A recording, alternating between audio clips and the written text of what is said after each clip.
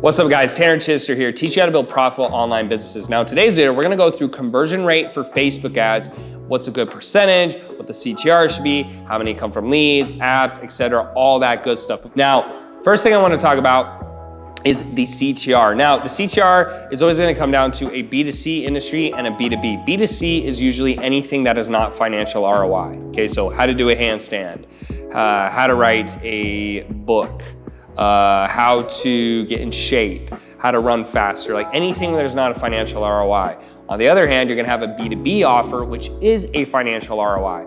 So typically what you're gonna find is that in a B2C offer, there's gonna be usually a lot more people, especially if it's say fitness, so the CTR needs to be higher, right? And because you're selling it for a lower price. So the lower price you're selling, the higher CTR percentage you need.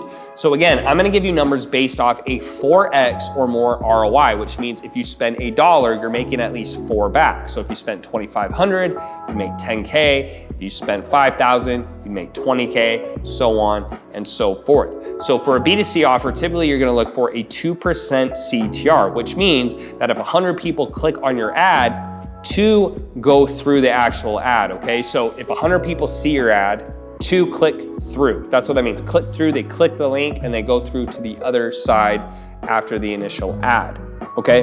Now, out of those people who click over, you're looking typically for about 10% or so who turn into actual leads. So if I get 100 clicks, I want 10 leads. If I get 50 clicks, I want 5 leads, give or take.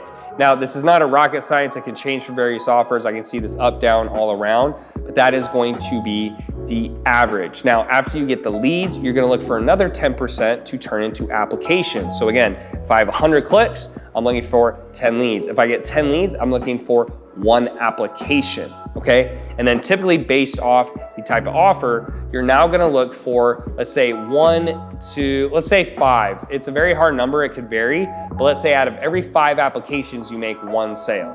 Okay, so let's use a new number. Let's say you get 1,000 clicks, you get 100 leads. If I get 100 leads, I'm looking for 10 applications. And if I close 1 out of every 5 people who book a phone call, then I would have 2 sales. Okay, so that is just the average number. It could be higher, it could be lower. Typically, you might even see it higher, but those are the numbers you're looking for and the conversion rates. Now, specifically when it comes to sales, the most important thing obviously is the ROI. So you could have a low CTR, you could have a lower lead cost, lower amount of leads, lower amount of applications or booked phone calls. But ultimately, if you're still making sales, it doesn't really matter, right? So these are averages to know if you're headed in the right direction, because typically the more clicks you get, the lower the lead costs, the more people book calls, and then you get more sales because you have more people to talk to, okay? So it should be fairly straightforward. Now, before I move forward, please hit that like button if you're enjoying this so far, and then I'm gonna move over to the B2B section on Facebook conversion rates, okay? So when you go to B2B,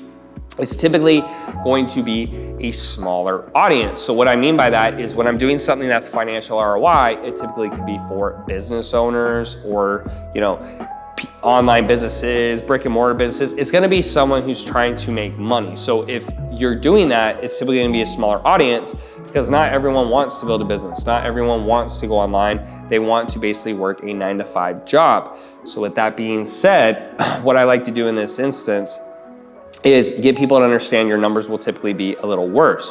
So instead of a 2% CTR, you're gonna go for a 0.5 to 1% CTR. Again, the higher the CTR, the better, but it's typically gonna be lower because less people, especially on Facebook, are going to want to click on the ad because there's just less people interested.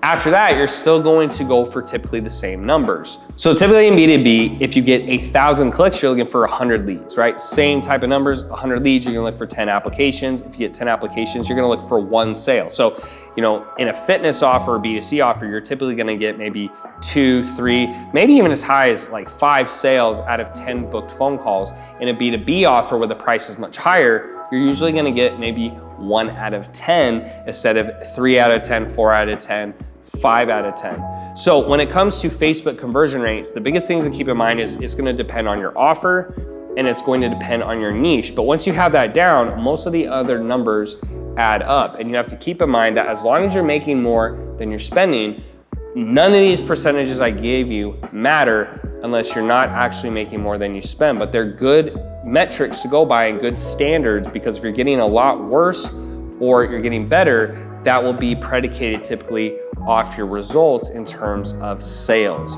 So I hope that makes sense, guys. If you need more help with your Facebook conversion rates, Facebook ads in general, or even just your online business, make sure to go to eliteCEOs.com or click the link down in the description below, where we can walk you through how we can help you build your 6 or 7 figure business, and even see some of our hundreds and hundreds and hundreds of client testimonials, so you can get an idea of the stuff that we do. So appreciate you for being here. Thank you so much for watching my channel. And as always, I will see you in the next video.